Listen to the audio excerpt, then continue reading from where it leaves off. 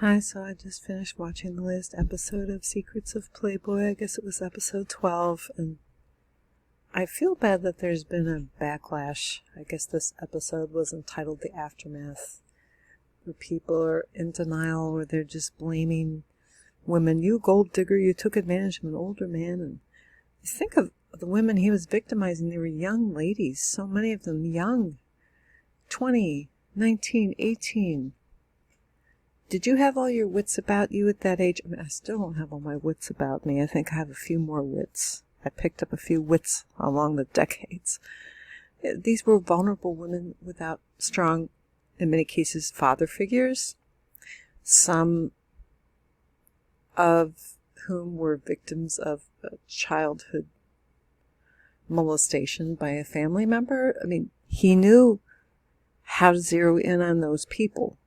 I don't really think he was just a human guy. I really do think there was an influence that was satanic with him. I think that man that we know as Hugh Hefner was basically taken over by the entity we know as Satan. I mean, I'm sorry if you think I'm weird for saying that, but there, I've said it.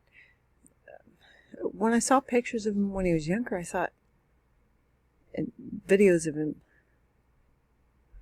this guy is charming. I think he's attractive, just when he was younger. I mean, a lot younger. A lot younger. The original black and white stuff. Because I was going for the ethnic look. I love a nose. I love a good ethnic nose. Tiny noses, not so much. The Justin Bieber nose doesn't do it for me, right? I like noses, but noses have nothing to do with the person. So a person's outward appearance, it doesn't matter. It's what they do that shows the content of their character. To borrow a phrase from Martin Luther King Jr., the content of their character. He was just basically a predator. He was a sexual predator, but he was wealthy, and that's how he lured in his victims.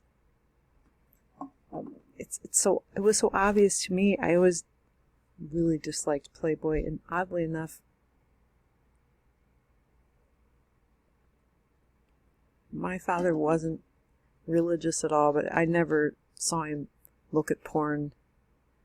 We never had any issues of Playboy or Hustler lying around the house. He never watched porn movies. It's not that he was against sex, but he was conservative, so that's good. I mean, I'm glad for that, because there are other people that, oh, I'm so super religious and I'm great.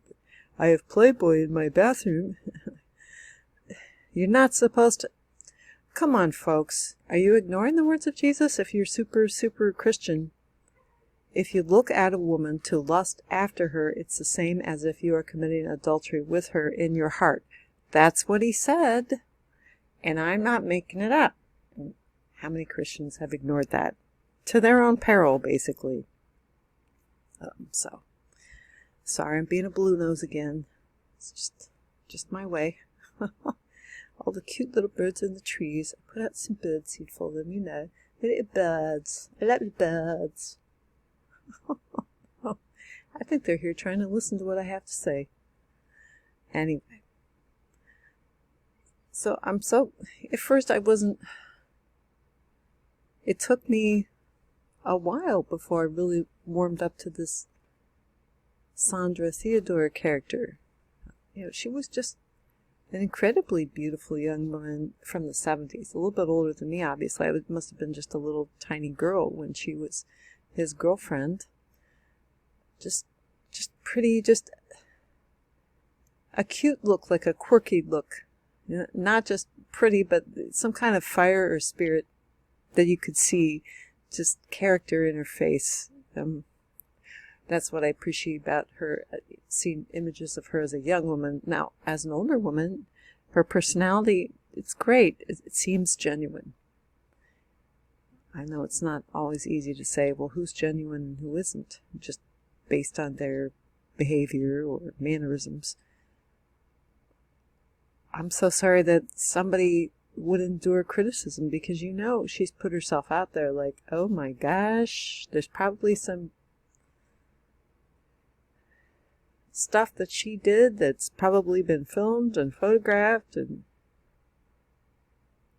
yet she still came forward and she doesn't care. You can't blackmail somebody that has no fear, right? I respect that a great deal. No, I'm not even close to the Playboy sphere at all, like in terms of like, oh, you nobody ever. I have been told a few times in my 20s, you could be a model, honey. Just a couple times. And I don't know, nobody's coming up to me and saying, hey, you should be a model. You always wish, when you're younger, I don't know why you want people to say you should be a model. Well, why not just try to be a model citizen? Well, that's not glamorous, and it certainly doesn't get you a lot of money. Well, it will eventually, you know, and you're storing up treasure in heaven anyway. So, but I knew two people in my life that I can remember. I mean, you've known, I can't think of one man that I would consider extremely handsome that I've ever met in my life. Like, oh, he's so handsome, he should be in Hollywood. I've seen, you know, a few handsome guys over the years, but I do remember there was one girl in high school that just, she was so unnaturally beautiful. Just, how can you be human? You look so beautiful. I mean, nobody can compete with somebody who has this tan skin and these blue eyes and this beautiful hair, and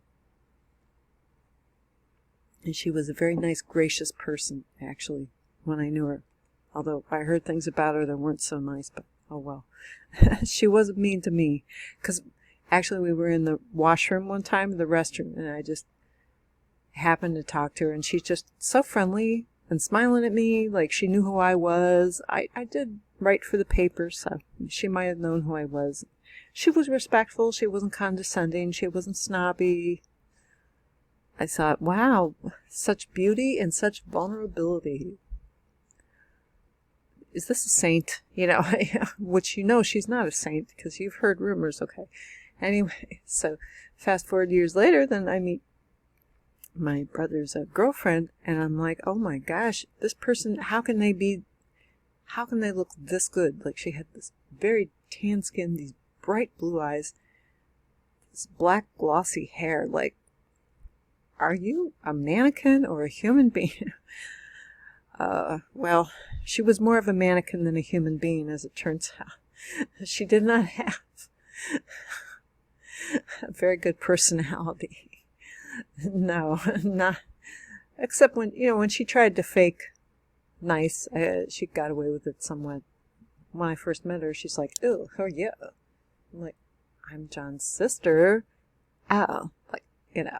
And then he must have had a talking, she must have had a talking to from him, so, like, they were staying in a hotel. They were in town just to see my son have a little piano recital.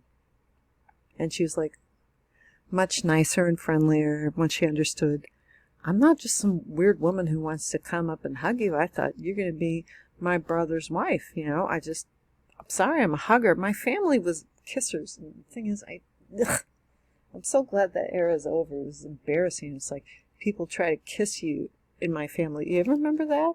Like, it's like, am I supposed to be kissing them on the lips or the cheek? Or, it's just, I'm sorry it was so awkward, and I'm sorry if I did it wrong, but it's like, kiss, kiss, kiss. Ooh, yuck. I hug, I don't kiss. I kiss my cats. I don't kiss people, except for my husband.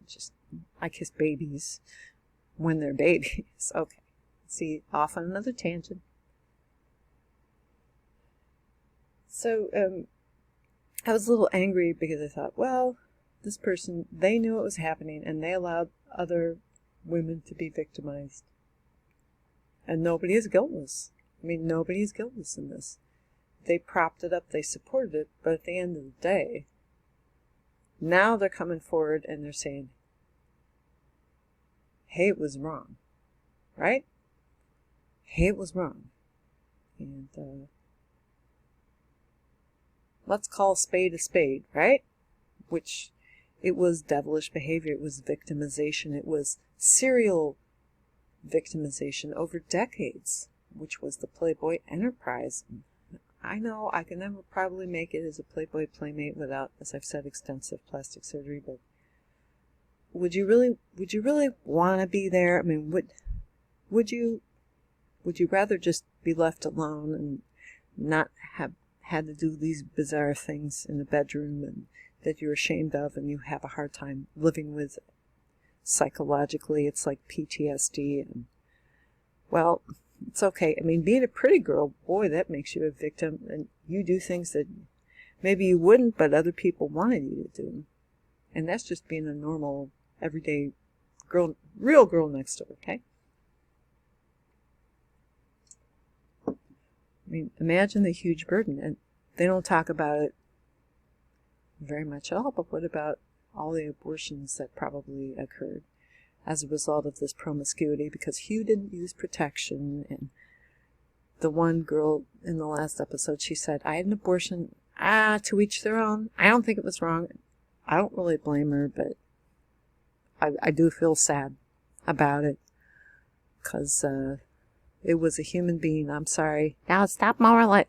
See, I'm supporting you, so please don't blame me if I just give my 2 cents, okay? And I don't think you should be in jail or anything, but I don't think you're happy about it. I mean, I wouldn't have been happy about being pregnant. It's just a very sad situation all around. So as for me, I wrote in my senior year a letter to the editor about beer commercials. Not a letter to the editor, I wrote an editorial in the Redbird magazine, which was published by our high school. I said, beer commercials are so dumb. They have these women in bikinis and all that. And I had a computer teacher. He didn't like that at all. And he's the one who said, hey, there's such a thing as the internet. So I graduated in 1990. Actually, I remember that. It's like, the internet. It goes over the phone lines. Oh, yeah. Can you imagine? This is just, I'm like a time capsule here. Keep talking. Well, he didn't like it very much. I think he's kind of a male chauvinist, you know. It's like, I criticize. It's not that I wouldn't call myself a feminist. I would definitely call myself a blue nose. I wouldn't call myself a feminist. But I gave birth to 9 children. It's fine. I don't see anything wrong with sex. I used to read romance novels. When I was in high school, the Danielle Steele stuff was just a bit too scandalous, though, but friends introduced me to those. I really wish, you know, if I had to do it over again, I wouldn't have read that. It's a bit like pollution. It is, because it gets you in a promiscuous frame of mind. And it's not reality. It isn't, because God wants us to enjoy everything in life. If we're attracted to somebody, it's okay to be attracted to people. It's our behavior that matters. It's our intentions. Sex has consequences. You can't just go around having sex all the time with people with no commitment. I'm sorry, outside the confines of marriage, it's just, well, it's not fair. You have to be married to have sex. I don't know, it's not fair. You have to be rich to live in a mansion, too. I wish I could live in a mansion. I pass by mansions every day. I'm like, oh. You know, so it's like, well, I'm jealous because I can't have sex. Well, maybe you're not really missing much. I don't know. As it turns out, maybe you should be grateful for what you do have, rather than wanting what other people have. That's one of the 10 Commandments. Thou shalt not covet.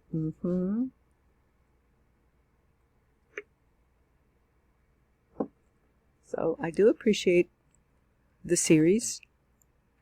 And I don't even judge the Hefner, because he was obviously not entirely in control. He was doing the bidding of a very dark force, if you ask me. could not have possibly just been